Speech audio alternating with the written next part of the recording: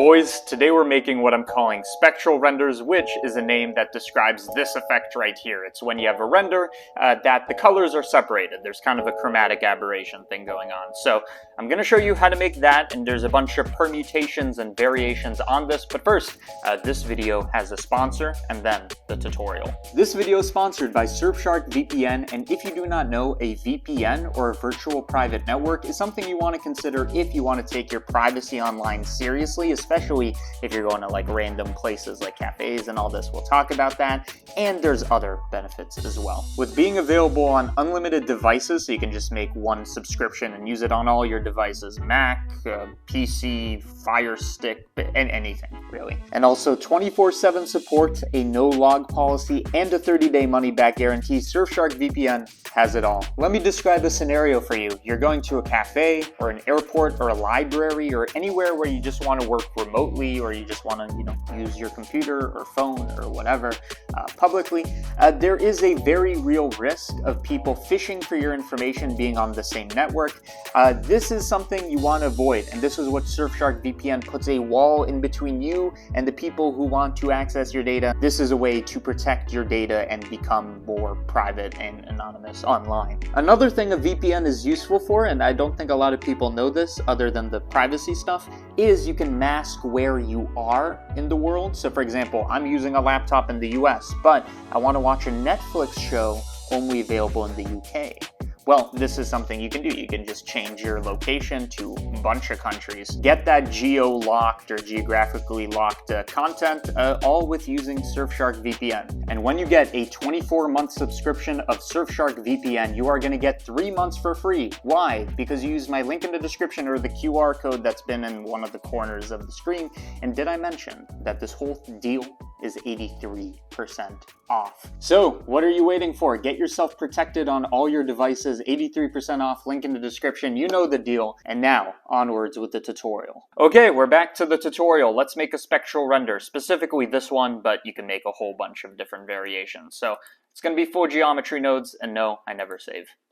So we're going to take everything, we're going to delete it, and add in a new cube, because people seem to like me deleting the default cube. I seriously do not give a fuck about it, but the people want it, so whatever.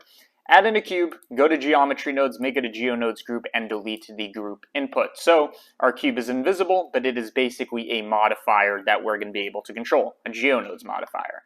I'm going to start off by we have a couple operations to do. Our first operation is to make a couple circles in a line. I know I'm drawing them like they are sad, deflated, limp. I won't even finish the sentence, but we need to draw these circles, and then we need to have them move up and down. So to draw the circles, what I'm going to do is something a bit weird. I'm going to start with a mesh line. You might think, oh, he's going to begin with a circle. No, we're going to begin with a line. We're going to offset it on the x-axis, and we're going to make 4 points.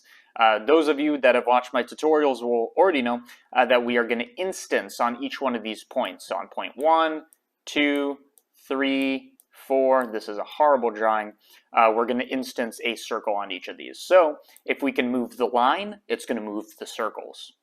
So first of all, let's put in our circles. So instance on points. On each one of these points, I want to instance and now you have what you predicted, a mesh circle. And we can make the radius a bit smaller, something like 0.4-ish. So you can see, now we have circles. Again, if we modify the line, it's going to modify the circles. Make sure that these are set to either triangles or n-gons, just so that it actually has some geometry. And now, let's focus on the motion of the line. So I want it to kind of go up and down periodically, and what I've drawn right now is a sine wave. So we're going to have it go up and down relative to a sine wave. Anytime we're changing the position of something, I always say it, if I could inflict one piece of damage on my children, it would be just yelling at them over and over and over again. It's set position every time, and they're going to grow up just like fucked up, honestly. Is this a good joke? Is this blunder comedy, or is it just me trying to be as offensive as possible in a tutorial? Okay, we are going to set position. What are we going to do? We're going to offset it by a custom vector, such that when we change the y-axis, that's the one that goes up and down in this top-down view, When we change the y-axis, it moves up and down. But we want it to be relative to a sine function, relative to time and the index and all this. So we're going to start with the sine function, and we're going to say take the sine of the index. In other words, which vertex are we looking at? And that's already going to make it into a sine wave. If I add a bit of offset to what we're inputting in the sine wave, you can see this is going up and down. But I'm not going to add a number, I'm just going to add time itself. Boom! So now we have a sine wave that is moving relative to time. A cool little trick to make the motion more interesting, like you always use easing in a motion graphics animation. To do easing here, just take map range, take off clamp, and we're going from -1 to 1. To make it more interesting, set it to smoother steps. So you can see it's kind of gathering up here and then moving down as opposed to the previous motion. And I'm going to make this a bit faster, so I'm going to multiply time by 2. So now you can see the motion of this. Again, this is what it looks like with linear. It's just a sine wave, kind of like downsampled.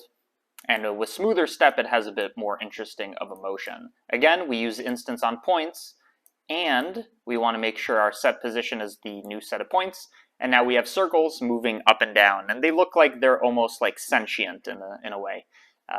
Maybe that's just me. Okay, so what I'm going to do now is we need to do the chromatic aberration, the spectral separation red, green, blue. And we should probably save, but I'm not gonna. So, what are we talking about? What are we gonna, we need to do the spectral separation. So in other words, this whole setup, we need to duplicate it 3 times, 1 for red, 1 for green, 1 for blue. And have a bit of offset, because each one's kind of trailing behind. So what I'm gonna do is I'm gonna add a bit of an offset. So remember, if we add to the sine wave, it offsets it. I'm going to add a custom offset. In other words, I'm going to make a parameter for it. And I'm going to take everything we've done so far and put it in a node group. Okay, why did I do this? Basically, what we have now is everything in a single node with offset that we can control. What does that mean? That means we can duplicate this, join them, and have one slightly offset so that, you know, it's kind of trailing behind in this way. Right? In fact, we want it to be the other way. We want it to be negative, I believe. And I'm going to have each layer be slightly underneath the previous one. So I'm going to transform this, move it down by -0.1.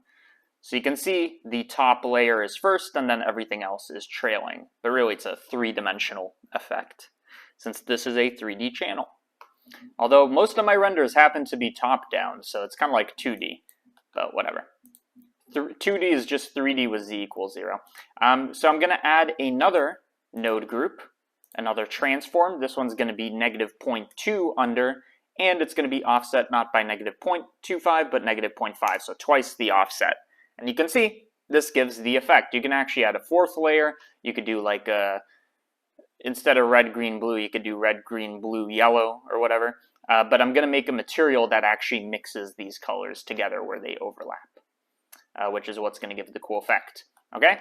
To do this, we have 3 layers at this point. So I want you to think of this as red, green, and blue. We're going to make a material for each one of these. And then we're going to input it into these geometry node sockets. So in the shader editor, I'm going to make a very simple material. I want the first one to be red, so I'm going to use RGB.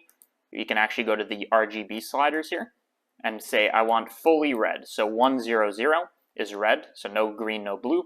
And so right now we can set this to be the first layer, and let's see what that looks like. Okay, I want them to mix together as well.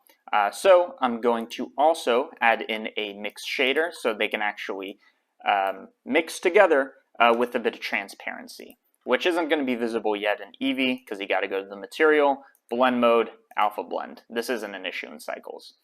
Either way, this is our red material.